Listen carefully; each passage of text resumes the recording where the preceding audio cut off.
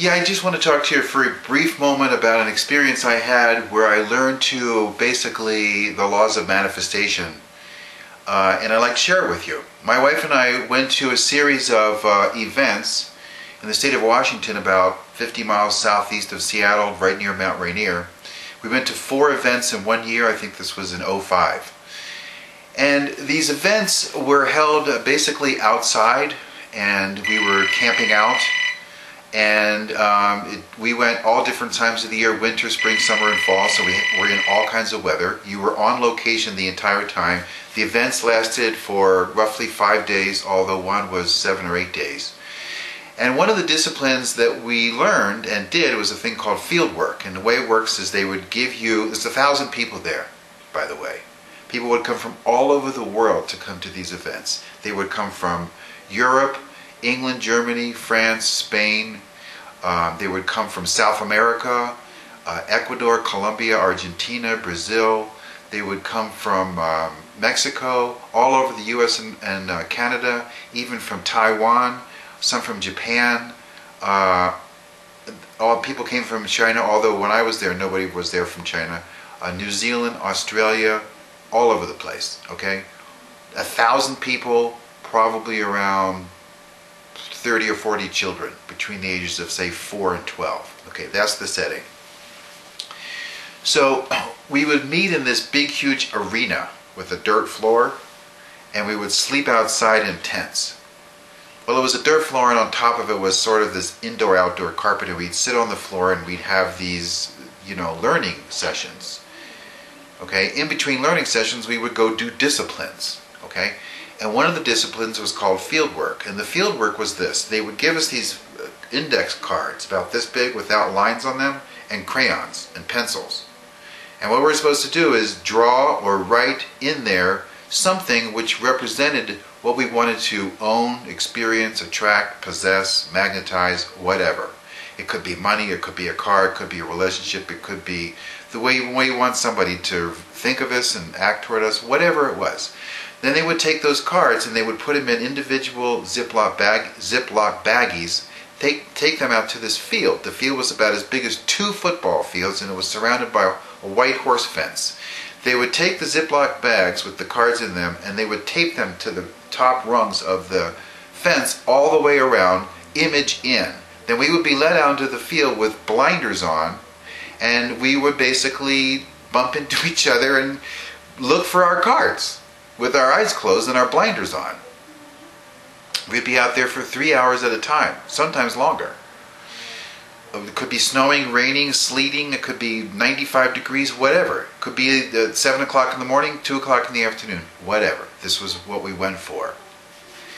And so the way it worked is you would walk around this field bumping into people. When you bumped into a fence, so you could feel if there was a plastic Ziploc bag with a card, you could take off your blinder and look under it and see if it was your card, and if it wasn't, then you just put it back and you just move on. If it was, then people would break out in total jubilation. I mean, just excitement beyond description, just screaming that they found their card, they got their card, okay? There were staff members on field and everything. And so then people would go back and they would get re-energized to go back and try and find their card. But here's the reason I want to share this with you. Just before you get your card, I got my card, maybe a total of 8 different cards over the course of 4 events.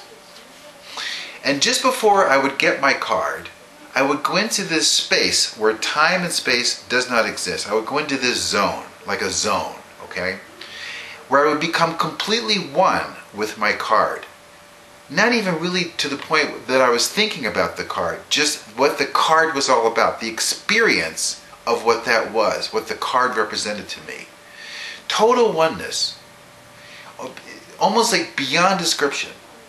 And then just before that happened, I would get my card, and it happened every single time the exact same way. And what I realized as a result of doing those exercises and those disciplines is the power of focus and concentration and keeping yourself completely zoned in on exactly what it is that you want to experience, to the exclusion of everything else. In the case of the field work, to the exclusion of the heat, the tiredness, the hunger, the rain or the snow or whatever was going on, or just the boredom of doing it, you know, or getting bumped into by people, whatever. There was a field next to where the kids would go, so the kids were in their own place. By the way, the kids, they would get their cards left, right, and center. I mean, there'd be kids walking out of those events with the 4, 5, 6 cards that they got on that event.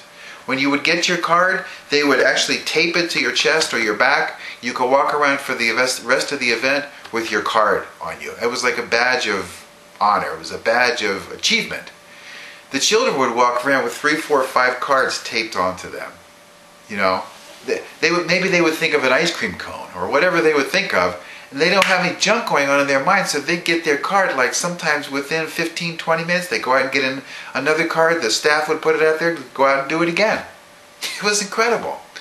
Now I've learned a shortcut to be able to do the same, to get the same results with this, and it's with a breathing technique which I learned from Charles Hannell, who created the Master Key system about 100 years ago.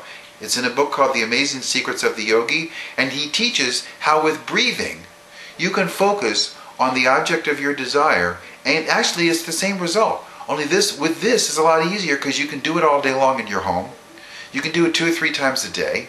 You don't have to get and travel someplace and go to this event. I mean, you know, those events were grueling, because that field work was just one discipline of many. We also did other things like blindfold archery, you know, all kinds of things like this. Anyway, so I'll be more than pleased to teach you how to do deep breathing. Just deep breathing is all it is. And then alternate nostril breathing. And what it does is it gets you into a deep, deep inner space, okay?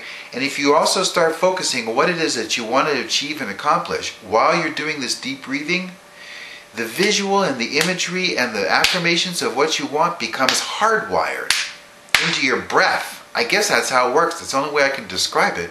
All I know is it works, and I'll be more than pleased to share this with you. The whole point of it is, whatever it is that we want, whatever it is we focus on, if we put our full attention on it, to the exclusion of all distractions, all random thoughts, all interruptions, just that, it can't help but show up. Because what we seek is seeking us. All you have to do is visualize what it is, know what you want, and it tries to find its way to you the same as you try to find your way to it. That's it.